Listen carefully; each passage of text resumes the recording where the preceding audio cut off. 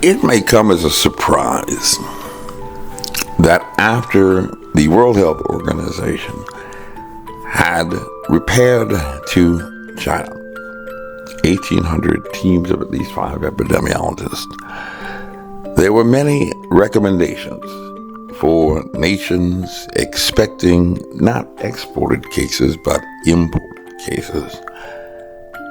But one of the primary recommendations, in addition to protecting the elderly who were the most vulnerable, and for whom, at least according to the World Health Organization, even as early as February 2020, there were guidelines that nations could use to protect these populations who were most at risk, was to not fully vaccinate, but fully educate the people about the dangers that this threat posed to the general population.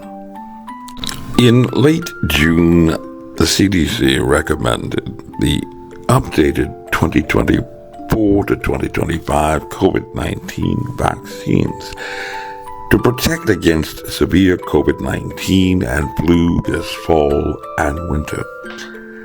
According to CDC, data continue to show the importance of vaccination to protect against severe outcomes of COVID-19 and flu, including hospitalization and death, and they cite to some correlational references to attempt to substantiate this point.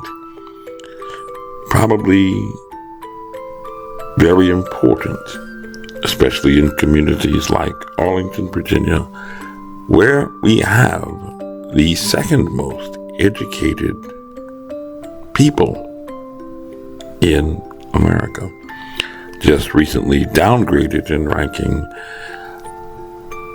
having been surpassed by yet another municipality for holders of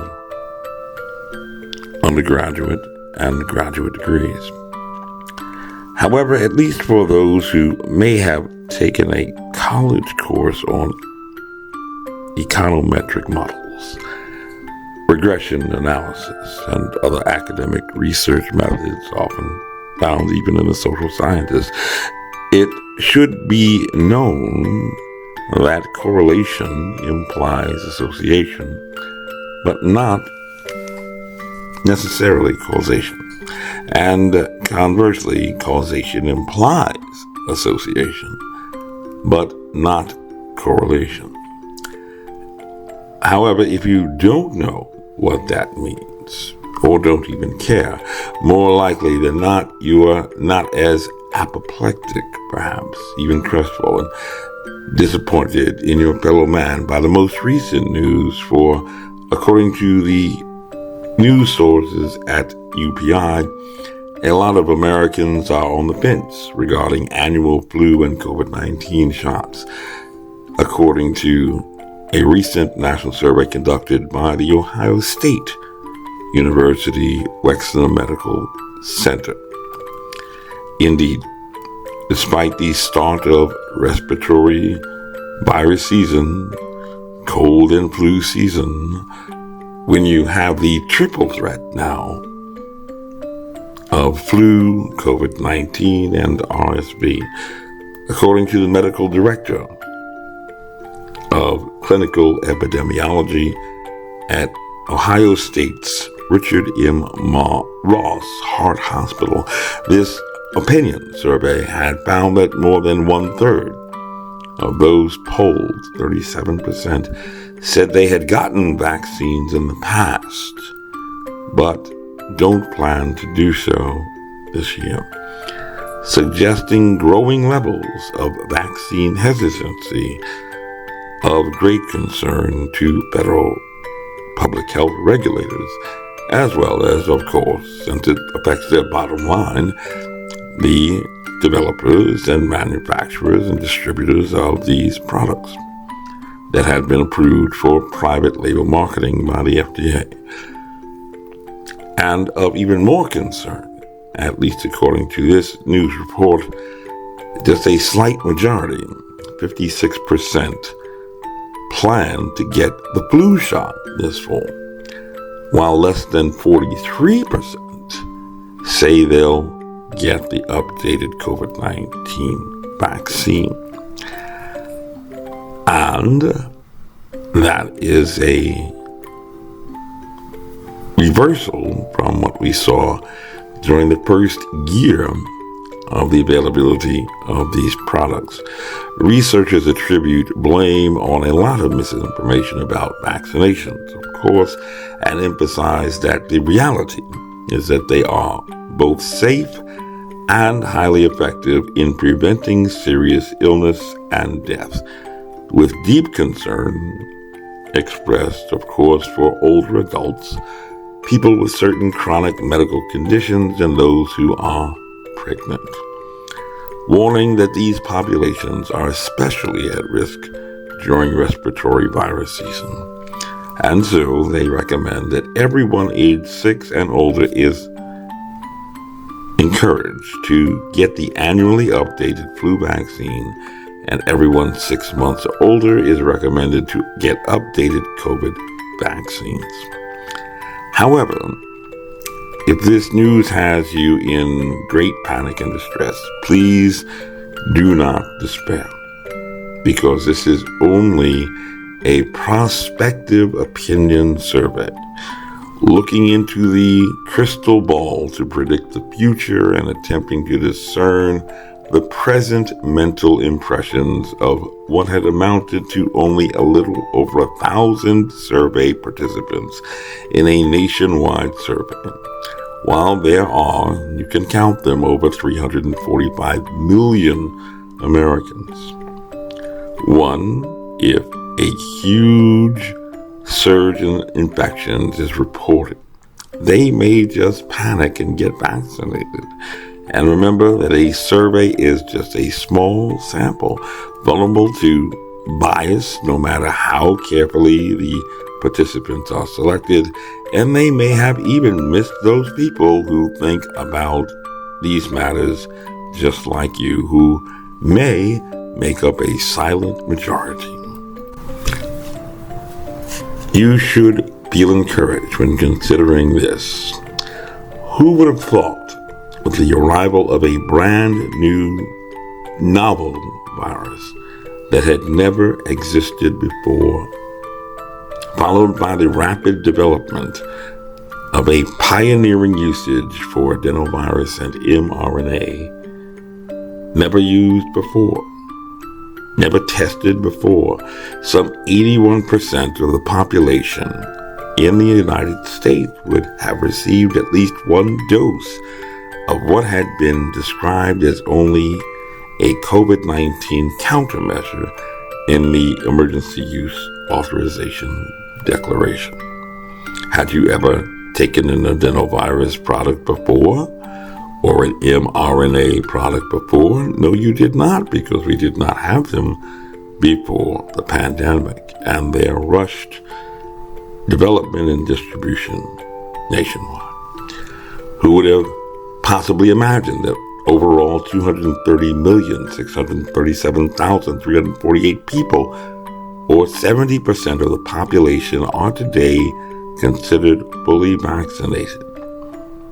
And so, the likelihood of you being in a room anywhere in the United States where most people are not vaccinated is actually rather low. But who would have thought this in just 2019? So let's just, for the next few moments, engage in some mental time travel, because everyone likes to time travel, or MTT, mental time travel. Taking a mental journey back to those precipitating events that had led to this incredible achievement of 81% of the population taking a chance on just one dose, and 70% today fully vaccinated, despite what may happen in the future in terms of what current surveys are saying. And going back to the very first reports from China, a total of only 27 people. Only 27 people in a city with a population larger than the population of the entire state of Virginia. The largest city in the central mainland, the 42nd largest city in the world, 27 people in that population had been diagnosed with a pneumonia of unknown etiology, or if you're not familiar with that term, unknown cause, unknown origin, which appeared to be a new disease. Only 27 reported cases on December 31st, 2019, New Year's Eve, and not even one fatality. 19 of these new cases were associated with a venue, the Wuhan market, that is the size of 9 American football fields. It's so large that there's actually a city street running right through the center of it. Or about 3 cases of this new disease per football stadium. 27 cases. Does this alter your perspective of this emerging crisis? These numbers so very, very small. Just like the virus threat. Viruses are the most abundant biological particles in the entire world. But before the novel virus had emerged in China, there were only 219 virus threats to mankind, making the emergence of a new virus threat rather unlikely, and especially for an even larger rarity, a highly contagious variety of any disease at all. Would you get vaccinated because only 27 people have been diagnosed with the disease with not even one report of a fatality?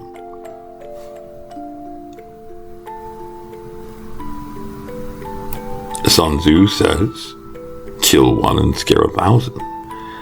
And at that point, there was not even enough evidence to suggest that this disease had been transmitted from person to person. The first death would not be reported until January 10th, 2020. It was even in the New York Times.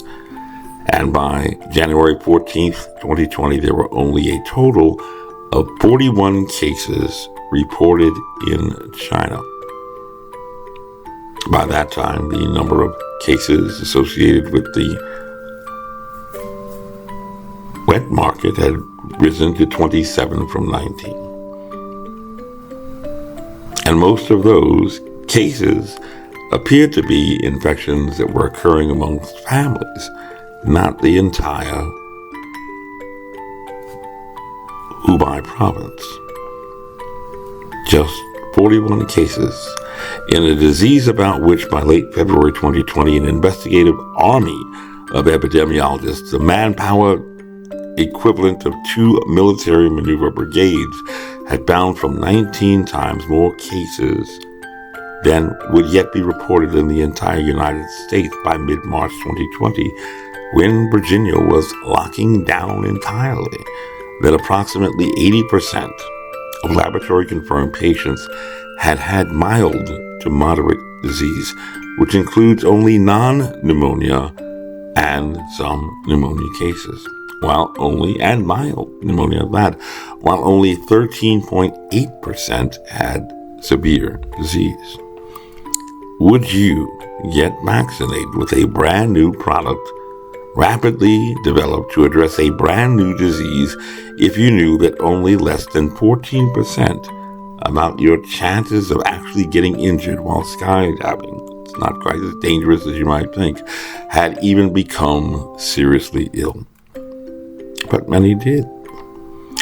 And even when the World Health Organization had declared a pandemic, they emphasized that declaring a pandemic does not alter their assessment of the threat. And by the numbers, that was the threat about which they had declared a pandemic, because the P word pandemic does not mean anything about lethality. It does not mean anything about contagiousness. It only means that it is present all over the world. A brand new disease, a brand new product. And according to researchers, public health crises have historically been times associated with fear, confusion, and despair. Gripping emotions, but just feelings. Were they fixated by feelings and not focused on facts, not acting logically like Mr. Spock on Star Trek, but still keeping a stiff upper lip and telling themselves and others that they were following the science that was not even in any science report? Even the WHO had reported after their robust investigation in China that it is not clear. This was a clinical finding. It is not clear whether this correlates with the presence of an infectious virus. And they had highly praised the Chinese government for beginning to reopen their economy and their schools after only a month of closures and lockdowns in China, while the entire nation here was locking down for 2 years. At least that is what the WHO had written in their report, which even its author had claimed he was convinced that no one had even bothered to read. Had they heard immunity, deafened by the sound of Defense and Defense Production Act? Because that is what that particular legislation is actually used for, to protect the production base, making beans and bullets for those in the military. Even the Emergency Use Authorization Declaration, the EUA declaration, had stated in plain English that the COVID-19 countermeasures have been approved for development to address a significant threat to citizens residing abroad. And if you were not living abroad, not just traveling, but living abroad, these products, according to the contract, were not even developed for you, which you would certainly know had you read that declaration, which was published in the CFR. They had also been developed to protect uniformed members of the active duty military, to date of whom, as of December of 2023, only 96, not only in the active duty, but also the Reserve and National Guard, had succumbed to a COVID-19 infection. Did you join the Army recently and not let anyone know? Even the World Health Organization had concluded with regard to what was described as asymptomatic infection did not appear to be a driver in the outbreak in China, which had reached some 83,000 cases by March of 2020. However, if you are not familiar with the word asymptomatic infection, you may have been prompted to look that word up, because asymptomatic signs of infection are only coughing and sneezing to produce droplets when expelled. And you wore a mask because you were trying to do what? You social distanced because you were trying to do what? You got vaccinated because you were trying to do what? Volunteer for a brand new product to address a brand new disease about which even today CDC is not aware of the infectious dose or how many particles have to get on you to make you sick, or correlates to protection, that force on force ratio that has to meet that threat when it enters your respiratory tract. P.T. Barnum is a name with which we are all familiar, and he had been, believe it or not, an author, a publisher, and even a philanthropist, doing good things for other people. But most recall him perhaps today as an American showman, a businessman, and even a politician, famous in his times for great marketing for his age, promoting celebrated hoaxes, and bouting with James Anthony Bailey, the Ringling Brothers and Barnum and Bailey Circus, a circus world. And one of his most memorable stunts was to promote an exhibition for which persons were sold tickets for admission to cast their eyes upon wonders and sights unseen before. And once inside, there were yet even more promotions to direct the starstruck crowds to shiny balls and spectacles, for which the biggest promotion had been dedicated to a marvelous wonder, the Egress. And for those who paid their money to seek thrills and excitement, many of whom, to be honest, were not the most educated of customers, and the allure of being the very first on their block or in their family to see the Egress totally possessed them with obsession, running immediately to see this wonder for themselves.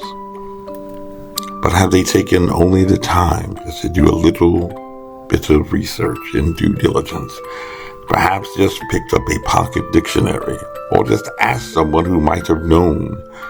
They would have known, too, that egress is just another way to say exit.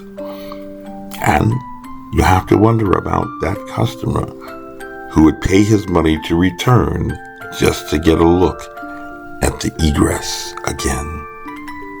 Or who thought that somehow he may have missed it and went back to find it. And P.T. Barnum had reminded us all that there is indeed a sucker born every day.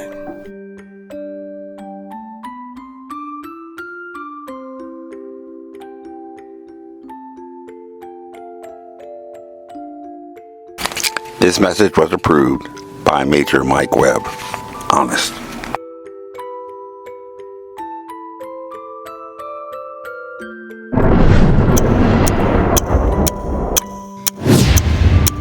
This has been a Filmways presentation, darling. And y'all go back now.